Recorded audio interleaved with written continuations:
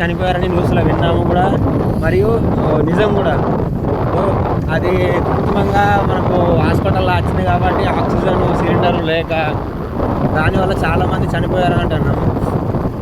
దాని ద్వారా అంటే మనకు ఆక్సిజన్ సిలిండర్స్ లేవు అని అన్నారు.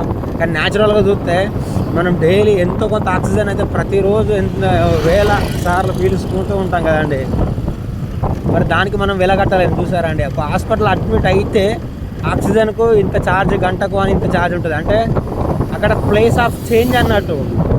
నార్మల్గా మనం ఫారెస్ట్లో బయలుదేరినప్పుడు హెల్త్ బాగున్నప్పుడు ఆక్సిజన్కు మనీ ఇస్తామా? ఎవరైనా ఏమో సప్లైకుంటాము, క్యాజువల్గా వెళ్ళిపోతాము. అదే మనకు అనుకోకుండా ఏమైనా అయినప్పుడు హాస్పిటల్ అడ్మిట్ అయినప్పుడు ఆక్సిజన్ అవసరం పడ్డప్పుడు వాళ్ళ సిలిండర్లు ఆక్సిజన్ ఇచ్చినప్పుడు వాళ్ళు మనీ తీసుకుంటారు. అంటే మనకు చేంజ్ అన్నట్టు. అంటే అదే టైంకి నువ్వు హాస్పిటల్ పోవాలని ఉన్నది అన్నట్టు. ఇప్పుడు ఈ వీడియో కూడా చేస్తున్నా టైమింగ్లో ఈ టైంకి 4 o'clock అది వీడియో ఎందుకు చేస్తున్నట్టు, ఏదో ఒకటి నన్ను న్యూమరాలజీ చేయమని అన్నట్టే కదా నెంబర్స్. అదండి న్యూమరాలజీ అనుకోవచ్చు. ఆక్సిజన్ అంటే ప్రతిదీ మనకి ఇంటర్లింక్ అండి.